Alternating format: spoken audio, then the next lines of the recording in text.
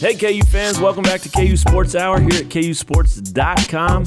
I'm your host today, Matt Tate, and I got our two most important employees right here with me. The MIPs. Wow, MIPs is really good. Yeah, that's nice. I made a cut. I made the too deep here. Well, yeah. I mean, we have 3 employees. So Wait, let's go. You guys are just... Wait, did you say most important employees? Mm-hmm. So that's MIEs. Ouch. Man, I've immediately been demoted. Remember when you went to school? Nope. Me neither. And I'm darn proud of that. No, I was just thinking of like players, you know. Right. Usually when you hear that MIP, MVP, that type of thing. MOP. MOP is my favorite, right? Yep. Yeah, Mm-hmm. yeah. Even though I hate it, I like most valuable player, MVP. It took me a long time to get on board with the MOP, but the more I've heard it over the years, the more I like it. Yeah, I guess. I don't know. I'm out on MOP. You are? Yeah. You just prefer MVP. MVP is the way to go. Like Larry Bird and Kareem Abdul-Jabbar, the MVP days. All the great MVPs. Long before the mops came around. Those poor mops. That's Benton Smith that you've been talking to about MVPs. Benton, welcome to the podcast. We're so happy you're here. Oh, thanks for having me. I hope to review my my letters and my spelling in the weeks and months to come. I think see if I can make it in this business. It's going to work out for you because you have, what, a 4.5-year-old daughter? Yeah. So maybe almost 5. I have to help her out with so, that. Yeah. She, actually, what I was getting at is she'll help you. That's true. Right? Yeah. That's helpful. Mm-hmm. Speaking of helpful, there's Shane Jackson on the end. Shane, say hello to the fine folks listening. Hello. I'm very helpful if you ask me. I totally agree. He's a definite MIE. Most important employee. Mm-hmm. Wow. Let's go. Let's decorate his desk. Want to? All right. Been done before. Yeah, for sure it has. For sure it has. Phil Collins fan over there in the end. Everybody, get hype. Speaking of getting hype, there's a lot of reasons to be hyped this week. The Kansas football program is 1-0. If you're a Kansas fan, you got to take that. I think that's the only thing that matters is did they win or did they lose? Because that's the only thing that's mattered the last 10 years. I'm going to get on the internet real quick. You're going to check it? They won. Wow. You were there. Oh, yeah. We all were. Boy, my brain is just mush. What a big-time game that was. We'll get to that in a minute. The other reason Kansas fans should be excited is there was news from the basketball program today. Bill Self has hired a new strength coach to replace Andrea Hootie. Ramsey Nijum, former Sacramento Kings strength coach. He did that for 3 years. Before that, for 2 years, he was the assistant strength coach out there in Sacramento. Obviously knows Frank Mason is what that tells you. Probably knows Ben McLemore a little bit. Maybe even Thomas Robinson. Ooh, I'm trying to remember. Probably Has it been not. 5 years that was since he was on the Kings. I can't do the math. No, see, here we go again. He's played for too many teams. Letters and math, your problems. but either way, the hire is in place. Andrea Hootie left for Texas, as you all know, August 16th or 15th, somewhere in that range, and it's been about 3 weeks since that news rocked the world. And the cool thing is, I talked to Jeff Long during this process about what they were going to do to hire. He told me then a week and a half ago or so that the interest was enormous. I mean, they were talking about NBA guys, NFL guys, college guys, all kinds of people were interested in this job, as you would expect. And this proves that. I mean, pulling a guy, a head strength coach from the NBA ranks, that is no small feat. I talked to Bill Self today a little bit about it, and that was what I gathered was the most exciting part to him. I mean, this is a guy who has been, in the NBA, which is every player that Bill Self recruits wants to be in the NBA. Well, now their strength coach has been in the NBA, knows what that grind is like, knows how to prepare people for that level. Minds, bodies, all of that stuff. So I got the feeling that was by far the most exciting part to him. And beyond that, though, there's definitely some excitement from Self and from Jeff Long and really a bunch of people up at KU about this guy being 28 years old and having a doctorate already. His academic resume is easily as impressive as his what would you say, professional resume as a strength coach. So you combine those two things, it looks like it was a pretty easy hire in this regard. I know they talked to a lot of people, but the people they talked to about Ramsey Nijum just kept saying good things and good things and good things and saying, hey, you got to go get this guy. And they were able to do it. He's supposed to be here this weekend sometime, and he'll start his new job on Monday. Anything about it surprise either of you guys, or does this sort of sound like what you were expecting to be the way this thing ended? Well, I know just based on what you had kind of told us about your discussions with Jeff Long right after Hootie left, it seemed like the NBA ranks might be in the mix. And so that's probably the reason I was like, oh, okay. Right. That makes sense. Because, I mean, I think you just kind of associate those type of hires as like maybe being lateral moves, like somebody would come in from another Ohio State. Yeah, right. Another big name program, maybe not as big name as Kansas. Like you weren't going to poach the strength coach from Kentucky or that'd be UNC weird. or something like that. That'd be weird. Yeah, so I mean, I feel like that's probably a great sign because it's just another kind of like nugget that helps your recruiting, right? I mean, to say, all right, this guy has been around the NBA for 5 years. You're trying to get to the NBA. We put players in the NBA. I mean, it's just another thing to kind of entice recruits to come to Kansas. Yeah, and sometimes it's hard to find those things. You have to kind of, bend your head just so and tweak this or tweak that and kind of create these connections that maybe aren't there or whatever. But this one was easy, and I think that was a high priority for Bill Self when they had the opportunity to go out and hire this position. That was a place he wanted to start. Look, we've got a blank slate here. We've got an opportunity to go in and grab whoever we want, or at least attempt to. And, that was at the top of his list in terms of what they wanted. Now, the other thing about this deal is obviously Ramsey Nijum comes from, he's going to be working for Kansas Team Health. He's not going to be working for the Kansas Athletic Department. Obviously he will be indirectly, but he will report to this new model, the Kansas Team Health model, which has been met with mixed emotions, I think, by a lot of people. It sounds to me, and Self flat out told me this, that Nijum looks at this thing as a great advantage for him. Remember, this is a guy who has his doctorate and is, very much the sports science part of this job is as much of interest to him as the strength and conditioning part of it. So it sounds like he's interested in the connections that can create, reporting to medical professionals over at Kansas Team Health, and benefiting from some research and things like that over there that not only can help Kansas but can also help him. Remember, he's 28 years old. This is a guy who will continue to grow and grow into this job and into this profession and industry. So it just in every possible way sounds like a big time hire. The cool thing about it, though, is did you expect any less? I mean, Shane, this is who they were going to hire, right? They were always going to get somebody that looked pretty impressive on paper.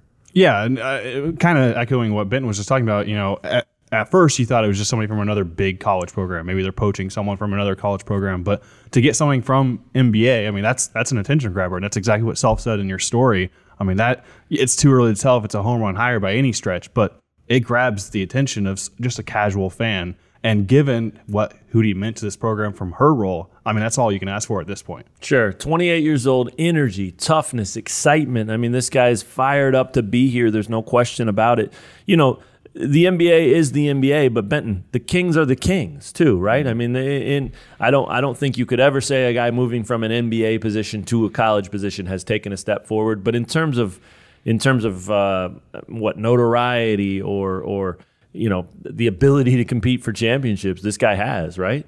Is that fair? Yeah, that makes sense. But I mean, the Kings are building. I like what they have. They like what they have. Yeah, but he probably deserves a lot of credit because, I mean, the bulk of their roster the past few years has just been like guys that 20 years ago would have still been in college. Yeah, they were all so young, and that's an awesome point. I mean, yeah, they showed real development this past year too. So I mean, I'm sure he gets some credit for that. Yeah. I would say it's so do the players, so do the coaches on the Kings staff, but that team was all young dudes. Oh yeah, and they were kind of trending toward playoff contention early in the year. Obviously, didn't make it, but it seems like a team that will maybe as soon as next year be in the playoffs every year. And they're all guys that are, Buddy Hield might be their oldest player from their rotation. So yeah, I mean, I think it's maybe if he had stuck around, the Kings would be a really good Western Conference team in like 3 years. But if you're coming to KU, that is, national notoriety. There you go. And you don't get that in Sacramento. You haven't had that in Sacramento since like Chris Webber and Vlade Divac and Jason Williams were playing. Right. And I think that was like in the 1970s, if I remember. Back in your day. Yeah. Yeah. No, I think that's a good point too. I mean, at 28 years old, this guy is young.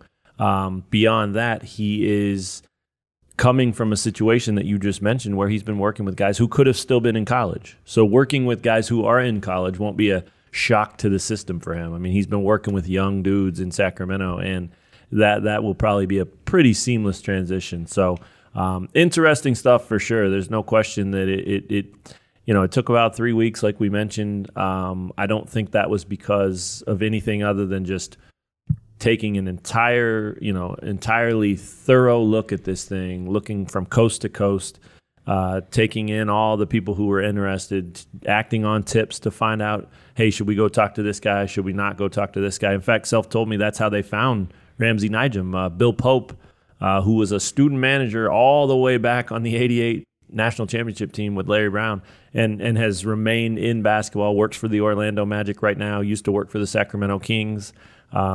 Pope was the one who told Self about this guy and said, hey, go look at this guy. You have to check him out. And it did. Bill Pope, as you just heard, is a KU grad, and he loves this place, and he still loves Kansas basketball. So it makes perfect sense that he was looking out for his alma mater, saying, hey, I know this really good guy out there. You better go talk to him. And it was a perfect match, it sounds like. So interesting stuff. We'll obviously talk a lot more about him in the weeks to come and months to come and years to come. And overall, though, it just sounds like a good hire, and it sounds like Self got what he wanted. And at that point, at this point anyway, that's how you base, was it a good hire or not? It was a good hire if Self got what he wanted. So interesting news from the basketball beat today for sure. And now KU moves on with the strength coach in place starting Monday. So speaking of moving on, let's move on. It's week 2 for the Jayhawks, the 1-0 football Jayhawks. What do we want to talk about, gentlemen? Week 2, week 1, week 1.5? Yeah, I mean, let's kind of start off with just our kind of takeaways from week 1. We finally got to see this team play after spending, months talking about what this season might look like. We finally got a glimpse at it. Obviously, it was kind of incomplete because you're lacking the best player on your team, Puka Williams, in that opener. But we saw KU beat an Indiana State team, even though it looked like they were going to have a typical KU football result when Carter Stanley got sacked and the Sycamores scored that touchdown with 4 minutes left that put them ahead. That seemed like just vintage KU football. I was like, this is exactly what we've seen for the past 9 years or whatever. But to Carter Stanley's credit, all of a sudden he bounces right back and is just dropping dimes to Andrew Parchment and Dalen Charlotte, and KU gets out of there with a win. I don't, Shane, what was kind of was there any aspect of the offense or defense that really impressed you there in week 1? Yeah, it's hard to have a huge takeaway from week 1 just because of the opponent and the fact that it wasn't, Puka Williams wasn't there. But the fact that they even just had that drive to begin with really is my biggest takeaway. What impressed me the most from that game was that final drive. And Les talked about it right after the game. That's a situation where this program hasn't performed well, hasn't done it in the last 10 years. So, the previous coach, David Beatty, he lost to an FCS foe twice, in his 4 years. So just the fact that they were able to do it, like when you said they were down 17-16 with 4+ minutes left, you're like, oh, here we go again. This is the same typical Kansas football team. It would have been very easy for fans just to say, I'm done with this team for the year. And they would have been, right? Yeah, they probably would have been, yeah. And now at least there's a little bit more hope. And now you can get a realistic view of this team in week 2 because it is against an FBS team. Puka is back, and now we have a little bit more sample size. Yeah, I also think it's fair because week 1 is a totally different beast, right? I mean, there are nerves, there are jitters, there are new faces, guys playing for the first time, guys playing in new positions, new roles. I mean, obviously you prepare all summer for this game, so you should be ready. And if you're at this level, you should be able to do that. But I still think that's just natural. There's going to be some of those things that are there in week 1 that maybe aren't there in week 2 or week 10 or whatever. So I think that's right. I don't think this is a complete view. I don't think you can completely evaluate where this team is or what this team is because you have to look at it for a few weeks at least. And the idea, obviously, with every team in America is, hey, let's get better from week to week to week. If this team started there and keeps getting better, maybe they've got something. I mean, we'll definitely know more starting Saturday and each Saturday after that. But I think that's important to remember, too. It is because no Puka and because of week 1 jitters and all that stuff, it is sort of an incomplete look right now. So in that way, it's almost like a second opener, right? Yeah, I get what you mean by that. Yeah, because Puka Williams is kind of his own. I mean, he's such a unique player, the kind that KU really hasn't had on offense in so long. It should be a vastly different look for the offense, even if the play calling is similar. Which, I mean, we can get into that a little bit if you guys want. Shane wants to. Yeah, I mean, like, I don't know. They were very they went out of their way to be kind of vague and mysterious about what kind of this offense would look like, but it wasn't anything like spectacular. There wasn't a lot of RPO involved. It was kind of just like a typical Les Miles LSU offense, was it not?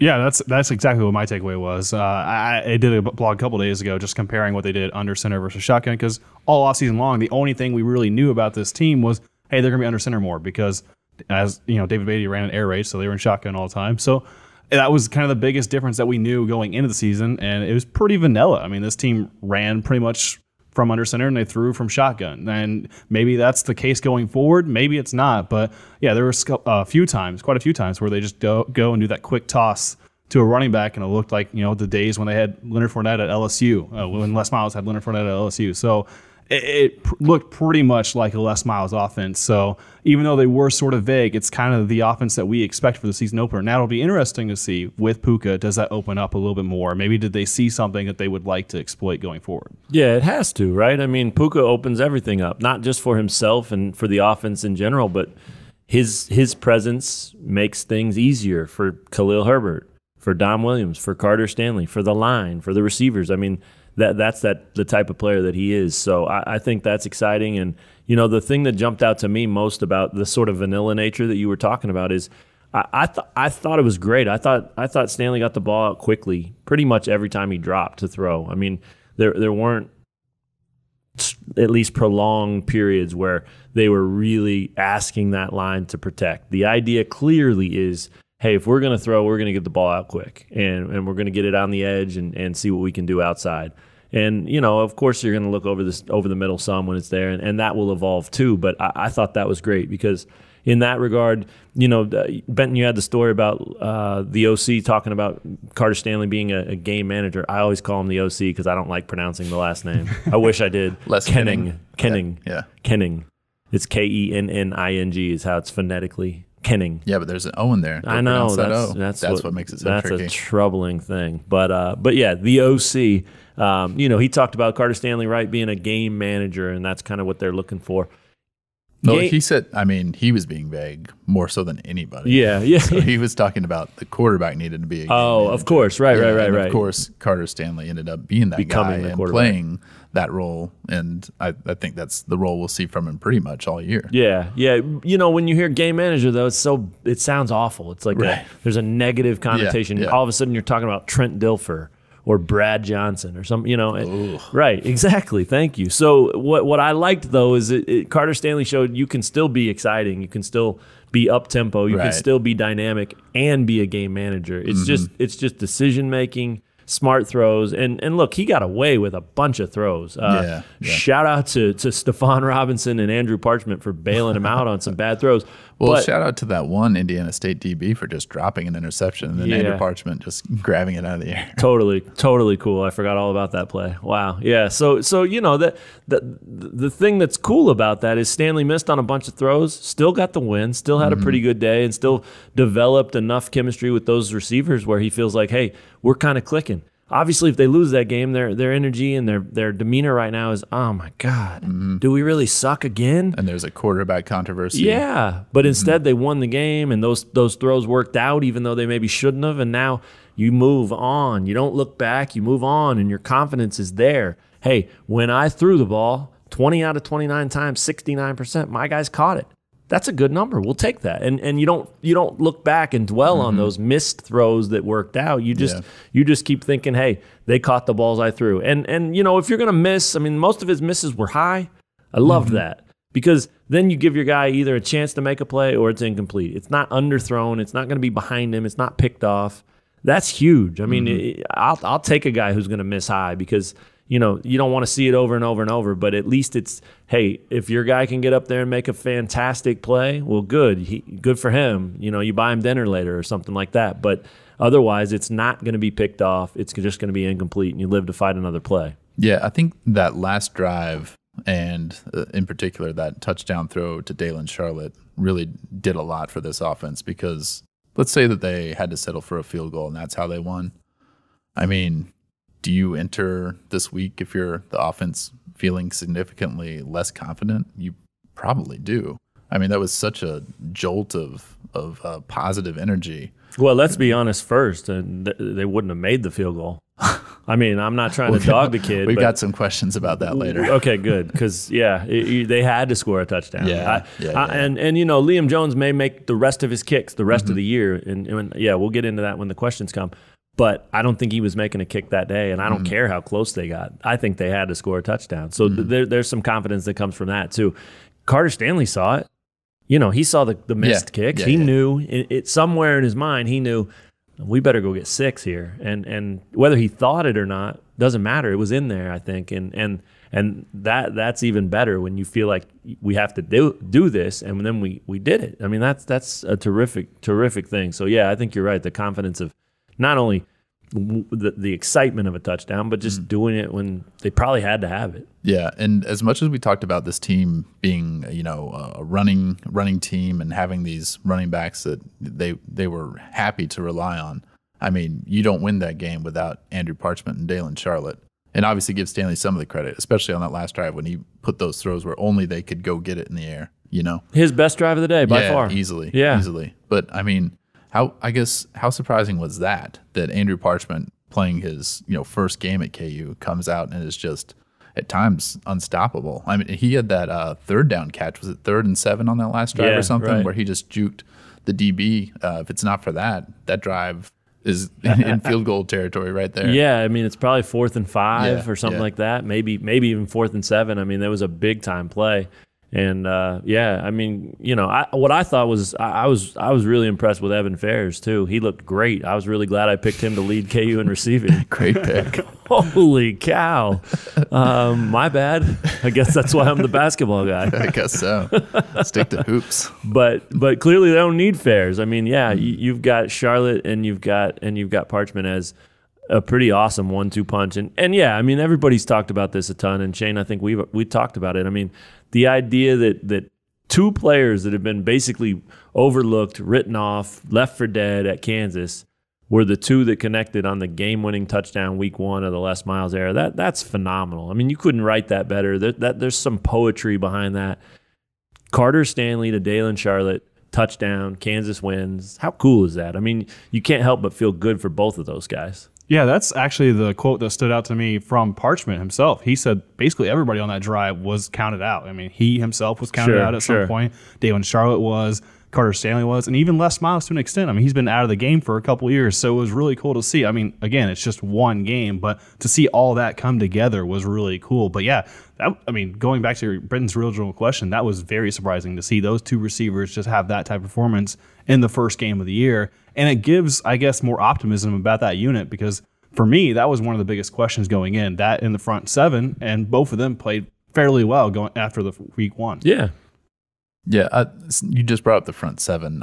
Probably one of the more surprising things to me was how much that Drew Prox and Kyron Johnson played at inside linebacker.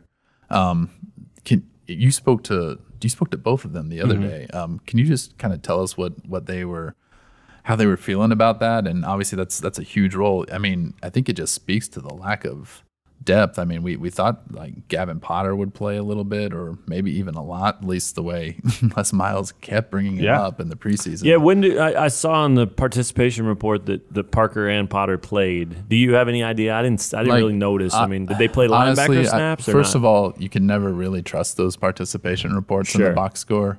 Gavin Potter did play on special teams. I never saw Stephen Parker out there. Okay. Did you? Yeah, I did not either. No. Okay. So I mean, that's what I just looked at the box score and I just didn't recall. I mean, number one, Johnson and Prox played every snap.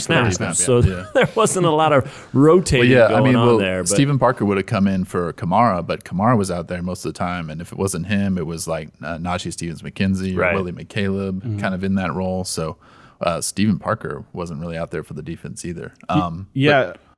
Drew was really more honest, I thought, about the situation because he said early in the fourth quarter he was tired. Like he was kind of looking up and he's like, "Holy cow, we got another quarter to play." Yeah, and there's one play late in the game where he loses his guy in pass coverage and it's an extended play, and it's just an example that sometimes there's that kind of mental lapse when you're playing that much in a game. And so both him and Kyron said that they have to figure out how they're going to fix that. I mean, they're stamina-wise, they have to get in better shape, but mentally, that's probably even more important. There's no doubt. Yeah, and so it will be interesting to see. I can't imagine that those two will play every single snap for the rest of time. Like, it's just not going to happen. So Kyron said that he had a feeling going in that they were gonna play every snap, and it goes back to I guess this philosophy they had last year with Deneen and Loneker, and he just felt like, hey, Elliott wants to play his two best guys, and that's us. So I do think at some point in the season, though, you have to have Gavin Potter in there. Jay Deneen at some point has to spell them a little bit, even if it's for 5 to 10 snaps a game.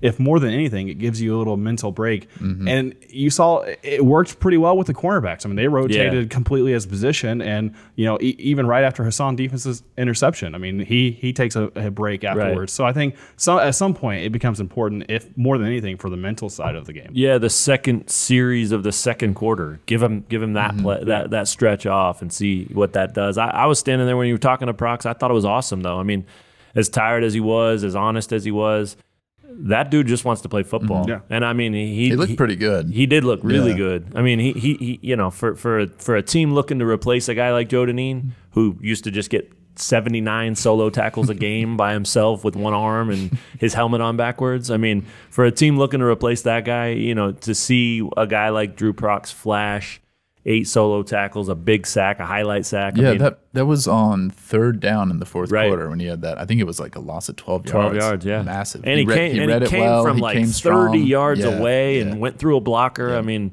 yeah, he was the most impressive player for me on defense, no questions asked. I mean, it's easy to say, you look at the stat sheet, that shows that. But I just think more than just the numbers, the fact that he played every snap, the fact that he's just the guy's so tough. And it was cool when he talked about his stamina, Shane. He said, well, I've been running extra after practice, and I'll probably do that Monday, Tuesday, Wednesday, and then maybe take Thursday, Friday off to make sure my legs are rested for Saturday. But man, that again, these guys work hard, like they do.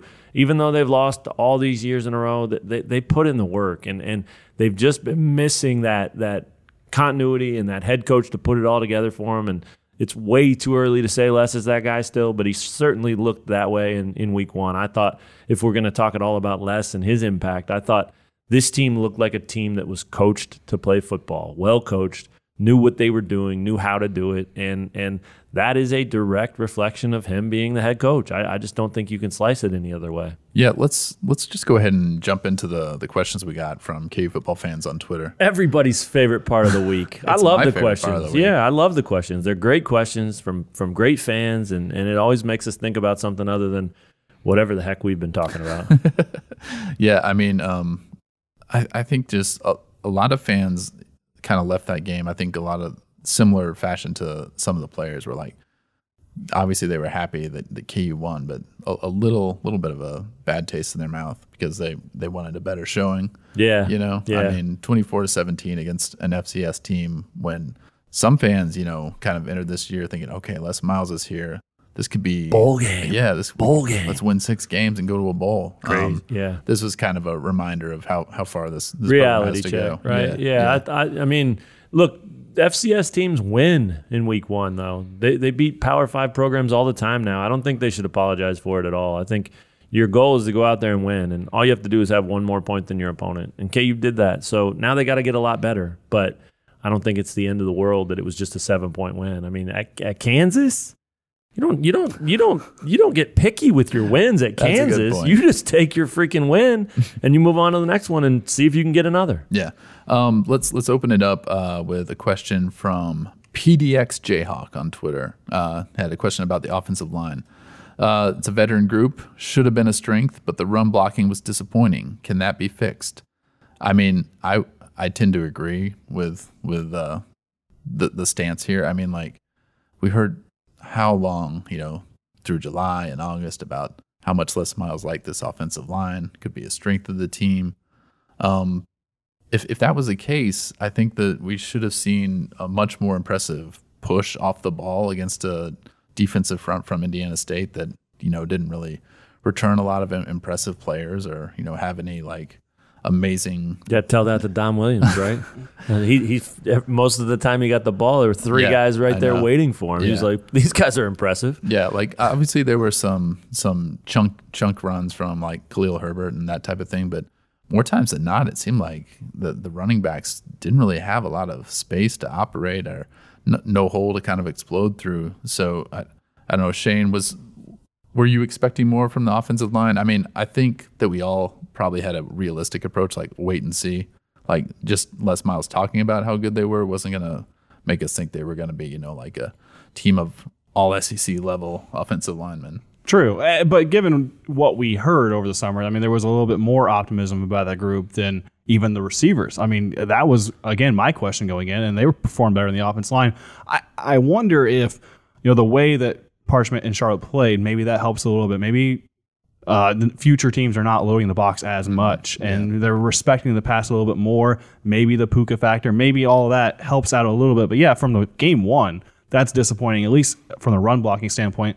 Pass blocking wise, I think you can help negate that a little bit. I felt like they were running play action every time they threw the ball in any situation. Even that play, in the sack fumble, if they ran a play action that was going to be a tight end screen on the opposite side of the field, it was just a very confusing play call in that situation, given how little wiggle room they had. And so I think it was more of a bad call rather than the bad offense line situation. And something broke down on the just how they set up in that play. I was talking with Carter Stanley about it on Monday, and he basically he didn't want to like single anybody out, but multiple players either like picked up on the wrong signal or someone gave them the wrong signal because their responsibilities on that play were all out of whack. And so, I mean, that play was going nowhere from the start, and he had three guys, breathing down his neck less than 2 seconds after the ball in his hands. Yeah, so, I mean, it would have been a major victory if he hadn't fumbled. The sack, safety even, that would have been a win at that point because the floodgates opened and he had no chance. But yeah, back to like kind of the I guess the main part of this question, like, can that be fixed? Can that run blocking be fixed? I mean, I feel like obviously now you have the tape to go back to if you're Luke Meadows coaching this group, and you have things that you can address and things that are going to grab their attention because those guys know that they weren't perfect out there, that they obviously wanted to do better than they showed. Sure. So I mean, I think it's up to the players and to Coach Meadows to get more out of this bunch. But how much of the rotating linemen went down? Did either of you pay attention to that at all? I mean, no, it was happening for sure. So there's a potential fix anyway. Yeah, I mean, if you're scrap finding that idea, idea. And if you're finding that certain guys are having more issues than others, obviously you start playing those guys less. Find your best five and go do it. I mean, look, the depth is great, but depth can be great even if it's not used. If you've got three guys sitting on your bench that you don't play that much, but you can count on them or you feel good about them if somebody gets injured or whatever, there's depth. That's why it matters. You don't have to play your depth. So sometimes you do. I realize that, but I would be much, much, much happier if I were a KU fan if this team would just identify its five best linemen and go play. Yeah, we kind of talked about that's that. Football. Before we talked about that before the season started. Like, I mean, if you're rotating that many guys, do you really have a real five up front? But Shane, sorry, I cut you off. No, you're fine. It's kind of like the quarterback situation. If you're playing two quarterbacks, you don't have one. But no, the bottom line is when you go up 16-3 on FCS team and your philosophy, your mindset is to run the ball. I mean, that's what Les Miles teams do. You have to do that. You have to run out the clock. You have to protect the lead and not let that game get where you get down at one point in that game. So that comes down to probably the guys up front, probably the run blocking. Can it be fixed? I think so. But given what we've seen the last decade with this program, I mean, how confident are you? We don't know. Yeah. Like that, they're 3.0 yards per rush for this game. Brutal. That's troubling. It is. Well, and especially, I mean, they ran for 103 yards and net, and 60 of those came on 2 carries. The long one by Khalil, first play for the offense, right? Yeah. And then Dom Williams finally did break through a little bit and had a nice 27-yard run. That's 60 of 103. The other 32 carries. Yeah, so much of it was getting blown up right there at the line of scrimmage. Yeah, so I'm sure they can scheme that. And, I said this all week last week, too. Like, Indiana State came into this game knowing KU's strength. It was to run the football. So they may have keyed on that more than we even realized and said, look, we'll take our chances with the new kid, McVitie or Carter Stanley trying to beat us. We're just not going to let you beat us with the run. So, but I didn't notice. I didn't notice them putting 8-9 in the box routinely. Exactly. You'd normally see it if they're going to do that, but it still could have been a philosophy thing where their defense was just really keying on the run and flying to the ball that way, and it's so hard to know what the other side's doing, but yeah, of course it can be fixed. It's week 1, and there's a bunch of veterans up there. So the best news is, we talked about this a little bit last week, there were no center exchange issues. Like compared to last year's opener, right? That was not a horrible part of this game. So of course it can be fixed. I think there's enough veterans and guys that can really play up there to be better, and they want to be. There's no question about that. This next question is from Ryan Vickery. It's kind of a coaching type of question, which I think is good. He said, KU seemed conservative this past game. I like the aggressiveness on KU's go-ahead drive. Did you get a sense from the coaching staff that they might open up the offense and not be as conservative in the coming weeks? You asked Les about that flat out. Yeah, and he doesn't like giving answers that are really going to be that enlightening about these type of things. You think he's a good poker player? He's got to be, right? He never tells anything. He's giving good quotes and he's entertaining, but true tells, like in poker, he does not want to show anything or tell anything, and I bet he is a good poker player. But yeah, I think that basically when someone asked him about almost this specific question, his answer was kind of like, well, yeah, we would like to kind of open things up a bit in the future. But, I feel like that's also something he would gladly say, even if he didn't want to do that necessarily. Right. So it's kind of hard to get a good sense. And we only get Les Miles in his press conferences. We don't get to talk to assistants and coordinators and that type of thing. And the players have definitely, been coached up to not reveal much either. So sure. But you would have to think that there's obviously way more to the playbook. That's the case for most teams. You want to, in week 1, kind of be as vanilla as you can, so you're not showing some of the plays that you really like or that you think could be a staple of this offense moving forward, because then it's on tape for other coaches to see. It's probably a really good sign, actually, because even down a point and even with your season on the line, they didn't have to go really that far into their playbook on that last drive. They just had to deliver, and they did. And so in that regard, it's a good sign. I don't at all feel like they pulled out all the stops. And for one, they didn't have Puka. There you go. So there's a whole 36 pages of your playbook that are Puka plays. There's no way that we saw everything. So they'll open it up, I think, and I think they'll want to. I think a real important factor in this question was, as much as they had determined that Carter Stanley had won the job, I still don't know if they knew what they had. I still don't know if they knew what he was going to do or could do, or if they were going to have to play 2 quarterbacks. And now they at least saw that number one, what he can do, number 2, that he can do it in a clutch situation. And so now maybe there's a little bit of trust, which obviously can still grow, but at least they have more faith in what Carter Stanley can and can't do and is all about after 1 week, after seeing it, than they did going into that one. So I think that's a pretty big, significant part of that too. I think you can't open much up if you don't know or don't trust what your quarterback can do, and now they have a better idea. Yeah, and Shane, you kind of charted the way that they use the offense. You mentioned earlier the shotgun and under center, but when you were watching that condensed game, that makes it so much more easy. It was great to kind of look at all the plays you're looking for. But what kind of stood out to you about kind of the offensive play calling?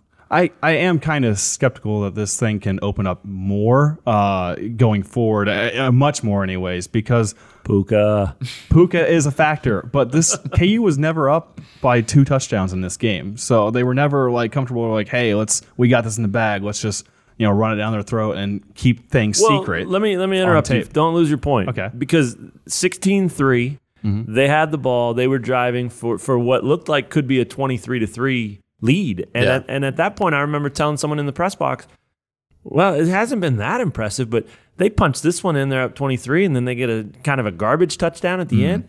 They win 30-3. Yeah, I mean, they didn't do that, but they weren't far off from that either. They were looking to be aggressive too, because they went for it on 4th and 2. I think at like the 22-ish, 23-yard line on that drive that you just mentioned. Right. So anyway, I thought that was interesting because that shows you that 24-17, you're kind of beating your head against the wall, going, oh my gosh, they got to be better than that. But for a lot of this game, they were on the brink of winning a game like that, 30-3, 30-10. Obviously, they didn't do it, but they did win. So anyway, get back to your point. Let Shane speak. Skepticism, Captain Skepticism over there. I want to hear it. I believe the score was never too extreme where the play calling had to be like, oh, let's just take it easy. This is going to be a walk in the park type of thing. Right. And from play calling perspective, we still saw those jet sweep touch passes, a few of those with Parchment that I thought were pretty unique. And then you saw the 2-point play. Baby. Throws, so that was awesome. At one point they did this no huddle in a drive in the second quarter, and they were still lining up under center and quick tossing it and stuff like that. So yes, Puka is a factor, but I felt like those type of plays, there were some plays there that I was like, I don't know how much more extreme a Les Miles offense is going to get. And again, some of that comes down to maybe the quarterback is not what they wanted in that situation. Yes, Puka makes a big difference. And so it'll be interesting to see how that happens. But I can't imagine this playbook we're going to be watching the Oklahoma Sooners type of offense. At any point this year. Boy, did you watch that? Speaking of that was incredible. I loved it. Oh my gosh, the things they can do with Jalen Hurts or Baker Mayfield or whomever. I mean, wow, that must be so much fun to watch. Yeah, I mean, so many like big plays, or a couple of those, big Parchment gains were on those jet sweeps essentially, where that goes down as passing yardage for Stanley and a completion. Yeah. Where it's basically a handoff. The Mahomes, Parchment, Andy Reid play. Yeah, Parchment comes in motion right in front of him, and he gets the ball and he takes off. Credit to him, but I mean, people are gonna be game planning for that. Good point. Forward. Yeah. That's it's a great play. I mean, I'm glad they're using it. It's cool. I mean, Mahomes and doing that with Tyreek Hill. Come on, that thing's tough. That's really tough. What's the next one? And imagine a running back fake handoff there, and that running back's Puka Williams, where you got Parchment on the touch pass. I mean, that ideally should work really well. Yeah, I think you're right, though. I don't think they were super vanilla. Yeah, I think there's more in the bag, but I agree. I don't think they're going to be razzle dazzle to the end of time. I just think they can. I think they know what they are now a little bit, and we all kind of know what they are. And I think it's now just a matter of executing better, cleaning up some things, especially O-line wise. Some of Carter's throws, things like that. I mean, if they can do that, they showed enough that they can compete. Yeah. This next question is from Grady Milliken. Grady said, the late drive by Stanley reminded me a lot of the Alex Smith years in KC, when throwing down the field, when there's a sense of urgency, rendered some success. Do you think That's a beautiful point. Yeah, I liked it. Very good analogy. Do you think even with Puka back in the lineup, we see a few more deep passes throughout the course of the game? I think that they will be able to take some shots now, because they've seen Stanley connect with Charlotte and Parchment, and they like those guys. And now I think when there's more attention on Charlotte and Parchment, I think that's going to open some things up for Stephon Robinson, who can get in the seam and take off and get down the middle of the field and make some plays. Super athletic guy, fast guy. And then just adding Puka, Puka is a threat in the passing game too. So I think we probably will see. I mean, he threw the deepest ball he threw into basically. I wouldn't say it was double coverage, but there were two defenders there closing in. Who was that one for? I think that was for Robinson. Okay, I'd have to double check, but I feel like that was down the middle for Robinson. Yeah, it wasn't I mean, it didn't even come close to connecting, but it's clear because of that that's part of their arsenal. And I think some of the stuff that'll be up to the receivers if they get open, if their routes are crisp enough, whether they're double moves or not. I mean, if they're open and if they can get open, I don't think as long as the line holds up, key part of that. As long as the line holds up, I think Stanley's more than capable and happy to take those shots if they're there.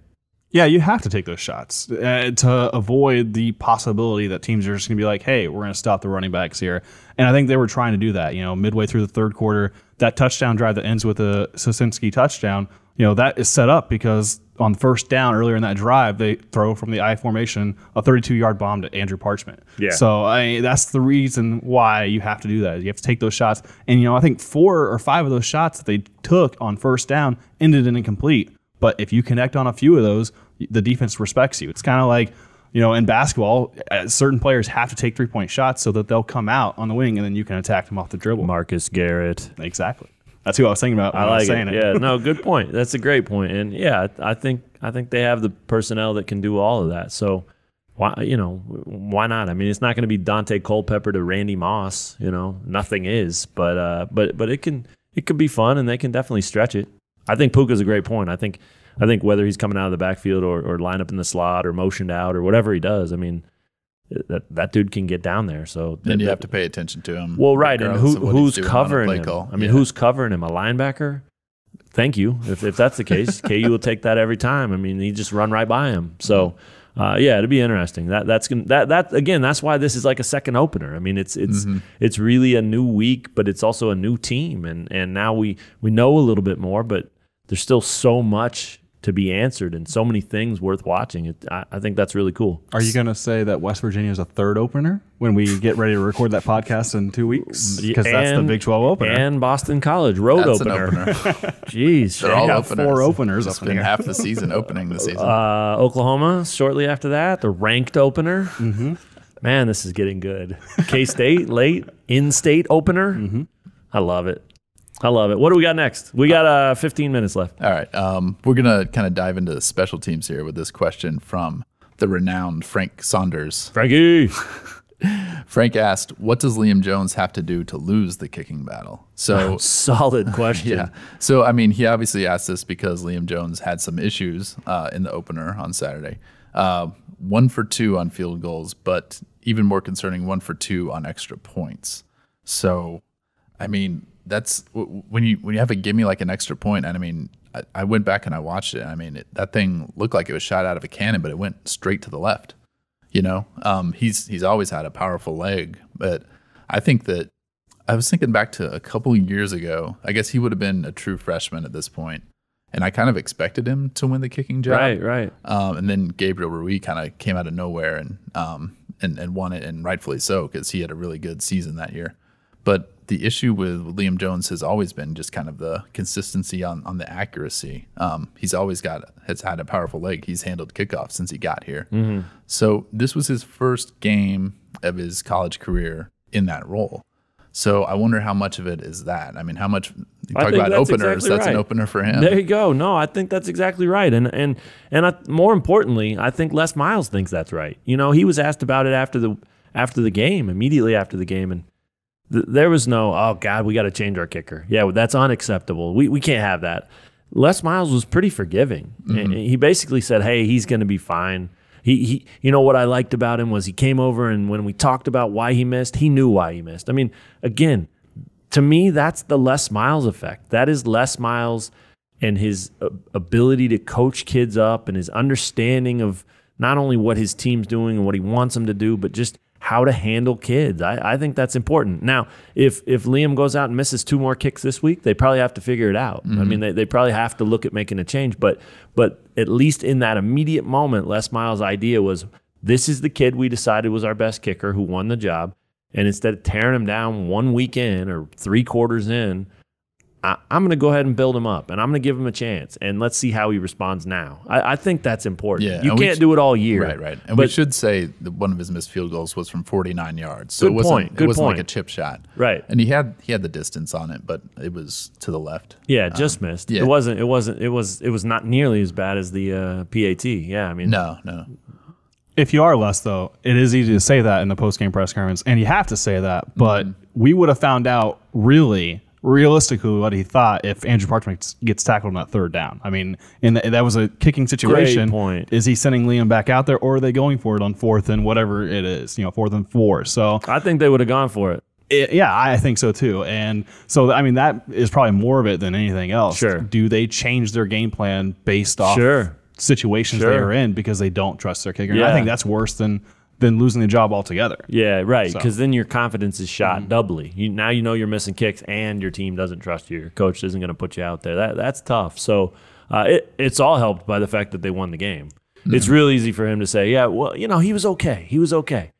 Yeah, we'll see. We'll know this week. And that's a big position, man. It's worth watching. I mean, the toughest position you can put a kicker in is the potential spot that Shane, you just mentioned. Like, had they been forced to decide, do we want Liam Jones kicking or do we want to go for it on fourth down a point in the fourth quarter? That's when you really learn about a kicker, right? Right. So, I mean, KU might be able to get away without having him kick in those situations for a while. But not forever. No, not forever. Yeah. But, I mean, maybe his confidence kind of builds as you're kind of doing that. If they handle business against Coastal Carolina, he probably isn't going to be put in that spot. I personally don't expect them to win at Boston College. He might not have any pressure kicks there. Sure. It might be a while before he's really put in a tough spot for a kicker, and maybe the reps he gets between now and then ends up helping him. Yeah, good point. Give me one more question, and then let's talk about Coastal Carolina and get out of here. Give Shane one more question. Okay. I'm not selfish. All right. I'm going to give this question to Shane. Shane, go. I'm not ready. Even though I know we don't have an answer. I love this question already. This question is from Larry Ewert. I hope I'm pronouncing your name right, Larry. He asks, why didn't our young freshman linebackers that have been spoken so highly of get in some plays? I actually wanted to ask Les Miles about that specifically on Monday, and it was one of those things where, like, the press conference just ended before the mic got back around to me. Or, tough. You just got to hang on to the mic. Yeah. I think that's my strategy going forward. I'm not passing Bring your own mic. Just a Bring pretend this mic one. so that he thinks that I have the mic, and he has to answer my questions. No, so we kind of referenced this earlier. We didn't see Gavin Potter or Stephen Parker, and these are guys that the coaches clearly like. We thought, not only the long-term potential, but it seemed like they liked them playing this year. It was pretty surprising that neither one of them played. What's kind of your take on this? It was very surprising, especially considering what Les Miles talked about with at least Potter more than anybody. But he did mention Jaden's name at least once in the summer, kind of hyping him up. Kyron mentioned it, going into the week, in the game week, he felt like, hey, Drew and I were the two best players, and I felt like we were going to play most of this game because of it. And I think that's what it came down to, that KU thought that this game was going to be closer than people expected, and they wanted to play players they trusted in that situation. It's interesting because you would think, hey, if we're going to give these guys reps, it's going to happen early in the season, and we'll see if they're ready for Big 12 play, rather than the alternative where you're throwing them for the first time in the fire against a Big 12 opponent. So you would think that more, these linebackers are going to play a little bit more, but sooner or later, these games are going to get even more meaningful. Yeah, good point. I mean, I was a little surprised too. As much as he talked them up, and not just talked them up in terms of their ability or whatever, but just was open about saying they're going to play a lot for us. I don't know if that was a direct quote, but basically. Yeah, basically. Yeah, and so, but it's also understandable. Like Shane said, week one, you got to go with the guys you have that can get it done, and that's where it comes down to that idea of they're driving to go up 23-3. If they can get that one, maybe these guys get a little chance to play the fourth quarter, and so they missed an opportunity there. But I'm sure just being out there, suiting up, running out on the field, just getting a feel for what Saturday feels like at the college level, there's no doubt that helped them, and they'll get their chance, man. Those guys are both really good, and they're going to play a lot of meaningful football here. So I think they'll get their chance. There's no reason to panic. I think it's true freshmen, man. It's there. That's a tough thing. I don't care how talented they are. That's a tough thing to do. Yeah, unless you're like Puka Williams level of talent. Exactly. And just like, yeah. We had not seen him play before that Central Michigan game last season. And it was like, mind blowing. Whoa. How amazing and how effective he was. Sure. And just that's not what you're going to get out of most true freshmen. Well, especially linebackers. Yeah, and running backs always give the guy the ball. If he's the best player on the field, yeah, he's going to show it. But you can, as athletic as Stephen Parker is, and as as good as Gavin Potter might eventually be, like when you look at them, you see a difference in their bodies than when you look at Drew Prox or Kyron Johnson or Azur Kamara, No doubt about it. So that's a big part of it. No doubt about it. We have 5 minutes left. You want to talk predictions? Anybody want to talk about Coastal Carolina? KU on the we definitely should. On the hook here. I mean, we talked about this last week. I've gone back and forth. I don't know Indiana State, Coastal Carolina. Which one's a tougher opponent? Well, I leaned Indiana State, and I still think that. I mean, number one, we saw them play, and they belonged on the field with Kansas. Number two, this line, what's it at now, Shane? I mean, 8 points. It's gone down from 10. Right. So the fact that it opened at 10 tells you a lot, and obviously people are like 10 points. I'll take that. Yeah. So, I think Kansas improves in a bunch of areas from week 1 to week 2. I think they look a lot better and a lot cleaner and a lot more focused. I think this is going to be an easier victory. I don't think you can get much closer than last week. You got to win in the final 4 minutes, but I just don't think. I think this is the week they have a much better showing, and I've got like a 31-13, 31-17 somewhere in there. That's basically what I predicted last week. But I think their offense obviously has a chance to know what they are. They feel good about those receivers and what Carter can do when given the time to do it. Now you plug Puka back in. Scoring 31 points this week should not be too much to ask at all. And then it's up to the defense to stand up again. And I think those guys are – if there's one area that confidence was gained the most, I think it's probably their defense. I think those guys felt really good about that effort. Yeah, and the Coastal Carolina offense really struggled in the opener. Right. When they lost at home to Eastern Michigan, they were not effective running the ball. They averaged 2.5 yards per carry. They're featured back 18 attempts for a net of 49 yards. But even worse for them, their starting quarterback Fred Payton threw 4 interceptions, and they threw 43 times. So wow, I mean, this seems like it's setting up for KU's defense to really carry the week in the second game, and then the offense gets Puka back, and suddenly you're feeling pretty good. It has a feel of Central Michigan last year. That game was competitive, and then KU just blew the doors off toward the end. And the next thing, I don't remember what the final score was, but KU won decisively. Yeah, it was takeaways. I mean, Puka's big game, but also the defense, just constant takeaways. Right. So I feel like a similar showing here. And if you get that, you're looking at 2-0 going to Boston. And who knows? I mean, you give them a chance in that game. They're certainly not going to be favored, but you give them a chance. And my goodness, again, if they could go out and win that game, wow. I mean, openers. Boston College already beat Virginia Tech. Yeah. Do we really give them a chance? If only someone would have called it here on the KU Sports staff and the Pick 6 blog, just saying. Did you? Yeah, I did. Yeah, he did. How dare you? How did Take that. Shane is a gambling fiend. How did he bet against Ryan Willis? That's what I want to know. What a fool. Congratulations. I am happy for you. Are you both picking KU this week? Yeah, I definitely am. Sorry, Shane. Sorry. It was a resounding yes. Yes. No, my immediate impression was to take the points when it first came out. I was like, 10 points, give me that. And I just started watching Coastal Carolina's first game today, and I think KU is, I agree. I think Indiana State's probably better than Coastal Carolina. I mean, it's just, I wasn't very impressed. And then the Eastern Michigan quarterback completed like 91% of the passes against Coastal Carolina. Goodness. Like, Carter Stanley missed a lot of throws. I mean, if he has that type of production or similar to that, I mean, this could be a blowout. Well, right, and he can spread it around. He's got 4 or 5 legitimate guys. I still think, Sosinski, Jack, tight end Jack, what's his last name? Luavasa, thank you.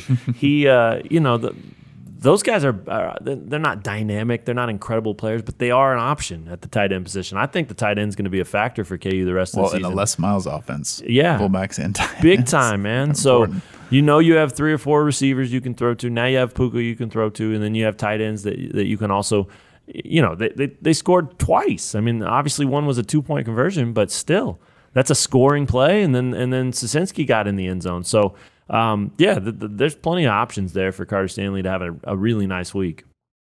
Yeah, I just think that it's even there wasn't great momentum kind of going out of that Indiana State win for KU.